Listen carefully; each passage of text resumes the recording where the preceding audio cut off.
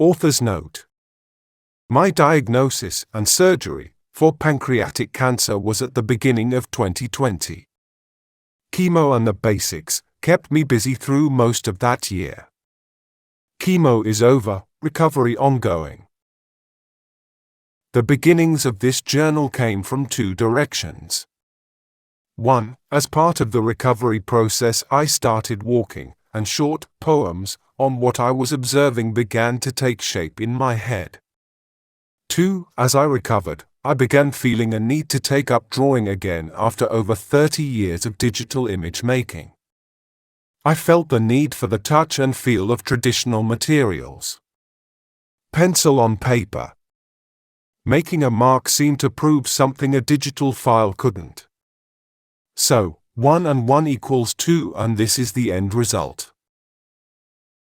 I wasn't going to make any cancer-related artwork, but cancer can be all-consuming. The result being this journal of illustrations and writings, observations of the changing seasons, through the lens of climate change, the effects of surgery and coping with the many psychological and physical aspects of cancer survival.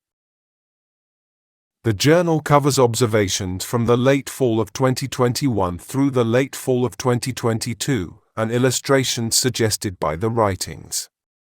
All illustrations and writings are original. Some of the illustrations are influenced by other works of art. I have noted the source materials where possible. Thanks for taking a look.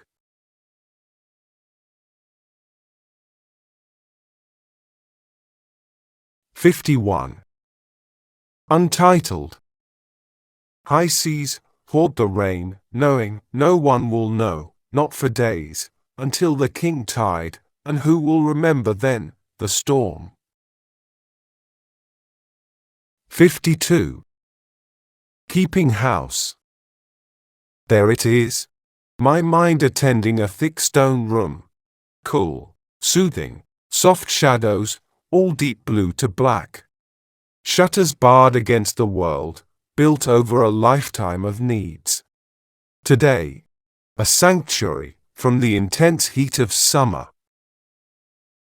Returning, awake, sticky, a humid, steamy day, this old balloon frame house storing lift-off inducing heat.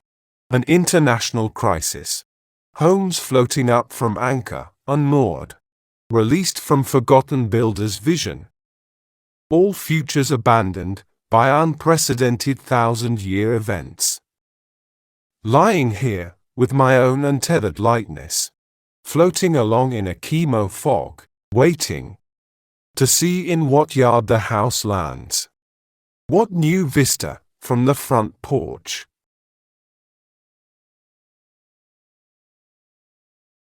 '53. Survivor's Journal.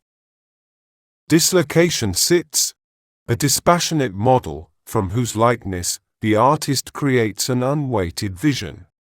Non-absorbent to the intellect with the precision of analytics and pain. An object with no illusion, no insertion point. The Survivor's Journal. 54. Untitled. Too late, fairies see, a pond naked of clichés, is but clouds and rain.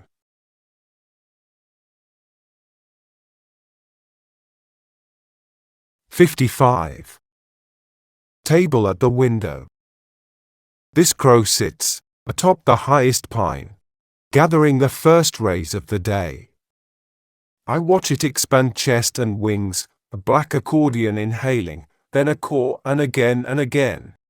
Below, in the dew-damp shadow, there is a streaking something, running fast between the berry bushes.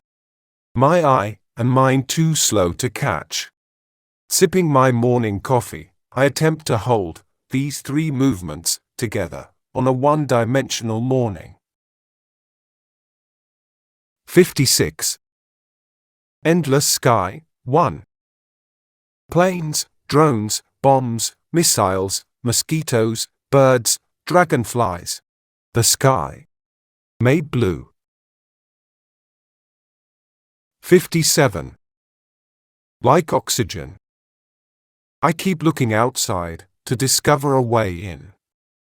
Whereas, maybe, I should look inside to discover a way out. Breathing in, observing finer and finer connections, details so refined to cross the blood-brain barrier. Breathing out. 58. Imbalances. Too much advice, not enough advice, too many tests, not enough tests, too much support, not enough support, too many friends, not enough friends, false friends. Need solitude, too alone, too many drugs, not enough drugs, not the right drugs, never the right diet.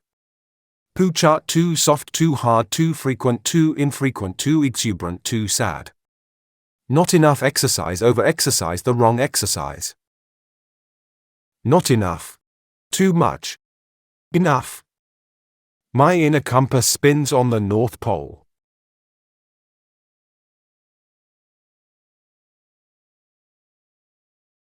'59.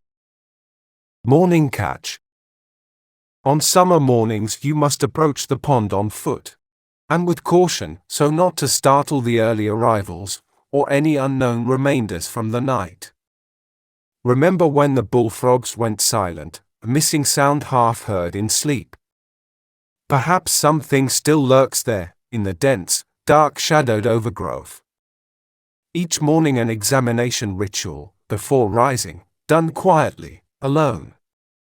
You, and me, and the pond. Man-made as we are, swampy, dug-out debris, gathered to create this body.